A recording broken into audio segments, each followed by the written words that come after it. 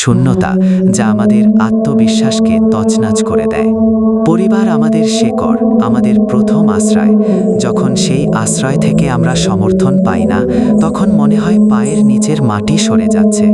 আমাদের স্বপ্ন, আমাদের সংগ্রাম তাদের কাছে মূল্যহীন মনে হতে পারে। এই ব্যথা ভাষায় প্রকাশ করা কঠিন। একইভাবে যাদের আমরা বন্ধু ভাবি, বিপদের সময় বা নতুন পথে চলার সিদ্ধান্তে যখন তারা ইগনোর করে বা দূরে সরে যায়, তখন এই আঘাত আরও তীব্র হয়। মনে হয়, তবে কি আমার মূল্য সত্যিই নেই? এই পরিস্থিতিতে নিজেকে অসহায় এবং ব্রাত্য মনে হওয়া খুবই স্বাভাবিক। নিজের যোগ্যতা নিয়ে প্রশ্ন জাগে, ভবিষ্যতের পথঘাট অন্ধকার মনে হয়। কিন্তু এখানেই আমাদের সবচেয়ে বড় পরীক্ষার শুরু। যখন বাইরের সব সমর্থন হারিয়ে যায়, তখনই জেগে ওঠে আমাদের ভেতরের অদম্য শক্তি। এই কঠিন সময়টা আসলে নিজেকে নতুন করে আবিষ্কার করার এক সুবর্ণ সুযোগ। আপনাকে বুঝতে হবে, আপনার জীবনের কাণ্ডারি আপনি নিজেই। আপনার স্বপ্ন পূরণের দায়িত্ব অন্য কারো নয়। পরিবার বা বন্ধুরা আপনার চলার পথের সঙ্গী হতে পারে, কিন্তু পথটা আপনাকেই তৈরি করতে হবে। তাদের সমর্থন না পাওয়া মানেই সব শেষ নয়। এই পরিস্থিতিতে আপনাকে আত্মনির্ভরশীল হতে শেখাবে। নিজের পায়ে দাঁড়ানো, নিজের সিদ্ধান্তে অটল থাকা এবং নিজের পরিচয় পরিচিত হওয়ার প্রেরণা যোগাবে। যখন আপনি নিজের মূল্য বুঝতে পারবেন, নিজের প্রতি বিশ্বাস রাখতে শিখবেন, তখন বাইরের কোনো উপেক্ষা আপনাকে দমাতে পারবে না। মনে রাখবেন, প্রতিটি বড় অর্জনের পেছনে থাকে সীমাহীন সংগ্রাম আর একাকিত্বের গল্প। যারা আপনাকে আজ ইগনোর করছে, আপনার সফলতার দিনে তারাই হয়তো আপনার পাশে দাঁড়াতে চাইবে। কিন্তু সেই সফলতা অর্জনের জন্য আপনাকে একলা পথ চলার মানসিকতা তৈরি করতে হবে। নিজেকে ভালোবাসুন, নিজের সম্মান করুন। কারো সমর্থনের অপেক্ষায় না থেকে নিজের লক্ষ্য অর্জনে ঝাঁপিয়ে পড়ুন। আপনার ভেতরের আগুনকে নিভতে দেবেন না। এই একাকিত্বকে রূপান্তরিত করুন। আপনি হার মানার জন্য আসেননি। আত্মবিশ্বাসের সাথে এগিয়ে যান। নতুন দিগন্ত আপনার অপেক্ষায়। ধন্যবাদ।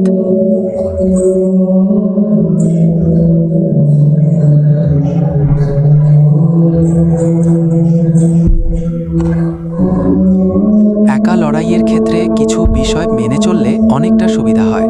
যেমন, নিজের লক্ষ্যকে ছোট ছোট পদক্ষেপে ভাগ করে নিন এবং প্রতিদিন একটু একটু করে এগিয়ে যান। আত্মবিশ্বাস হারাবেন না, নিজের প্রতি বিশ্বাস রাখুন।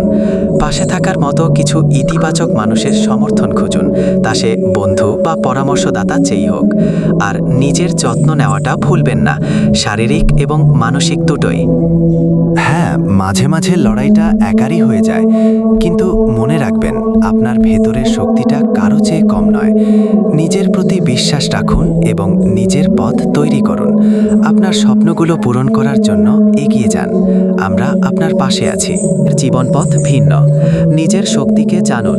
আপনার ইতিবাচক দিকগুলো লিখুন এবং নিয়মিত মনে করুন। এটি আপনার আত্মবিশ্বাস বাড়াবে। ক্ষমা করতে শিখুন। মানসিক শান্তির জন্য অপমানকারীদের ক্ষমা করে দিন, যদিও এর অর্থ তাদের জীবনে পুনরায় স্বাগত জানানো নয়। নতুন লক্ষ্য নির্ধারণ করুন। নতুন লক্ষ্য বা শখের দিকে ঘুরিয়ে দিন। ব্যস্ততা আপনাকে নেতিবাচক চিন্তা থেকে দূরে রাখবে। এমন মানুষদের সাথে মিশুন যারা আপনাকে আপলিফট করে এবং সম্মান করে। শরীর চর্চা করুন। মানসিক চাপ কমে এবং আত্মবিশ্বাস বাড়ে, যা অপমানকে ইগনোর করতে সাহায্য করে। অনেক সময় অপমানকারীদের উদ্দেশ্যই থাকে আপনাকে দিয়ে প্রতিক্রিয়া বের করা। তাদের এই ফাঁদে পা দেবেন না। তাৎক্ষণিক প্রতিক্রিয়া দেখানোর আগে নিজেকে কিছুটা সময় দিন। ঠান্ডা মাথায় ভেবে দেখুন কিভাবে পরিস্থিতি সামলাবেন। অপমানিত বোধ করলে নিজেকে প্রশ্ন করুন, এই কথাগুলো কি সত্যি? অধিকাংশ ক্ষেত্রেই দেখবেন এগুলো ভিত্তিহীন। অতীত বা বর্তমানের অপমানকে পেছনে ফেলে ভবিষ্যতের পরিকল্পনা করুন। আপনার জীবন আপনারই, অন্য কারো নয়।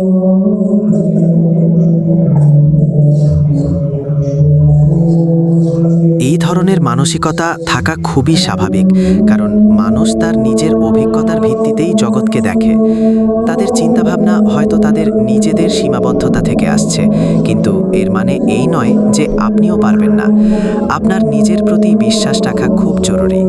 নিজের দক্ষতা এবং প্রতিভাকে গুরুত্ব দিন। প্রয়োজনে এমন মানুষদের সাথে মিশুন যারা আপনাকে উৎসাহিত করবে এবং আপনার পাশে থাকবে। ছোট ছোট লক্ষ্য নির্ধারণ করে সেগুলোর দিকে এগিয়ে যান। সাফল্য ইভেন্চুয়ালি আসবেই।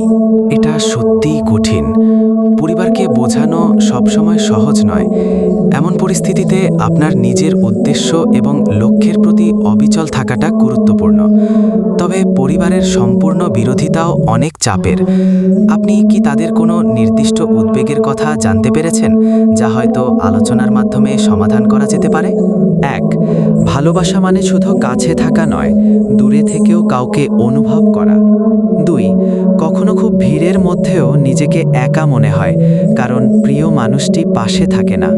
কিছু স্মৃতি মানুষকে বাঁচিয়ে রাখে, আবার কিছু স্মৃতি প্রতি মুহূর্তে মেরে ফেলে। হৃদয় ভাঙার শব্দ শোনা যায় না, কিন্তু তার কষ্ট সারা জীবন বয়ে বেড়াতে হয়। সময় সব ক্ষত পূরণ করে দেয় বলা হলেও কিছু হারানোর ব্যথা কখনো ভোলা যায় না। জীবনের কিছু ভুল সিদ্ধান্ত ভবিষ্যতের পথে কাঁটা বিছিয়ে দেয়। অন্ধকারের পরেই আলোর দেখা মেলে, তাই কখনো আশা হারানো উচিত নয়। সম্পর্ক তখনই সুন্দর হয় যখন তাতে স্বার্থের চেয়ে ভালোবাসা বেশি থাকে। অপেক্ষার প্রহরগুলো খুব দীর্ঘ হয় যখন প্রিয়জনের আগমনের আশা থাকে। সবাই বুঝেও কিছু মানুষ না বোঝার ভান করে, এটাই জীবনের কঠিন বাস্তবতা। পরিবার থেকে বাধা আসা সত্যিই খুব হতাশাজনক। তবে এর পেছনের কারণটা বোঝা দরকার। হতে পারে তারা আপনার ভালো চায় বা কোনো বিষয় নিয়ে চিন্তিত।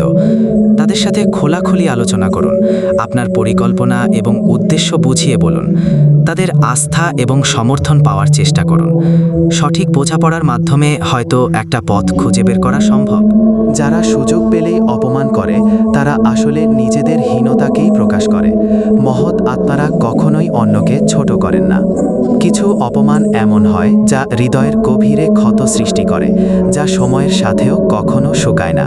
শুধু ব্যথাটা প্রকাশের ভাষা বদলে যায়।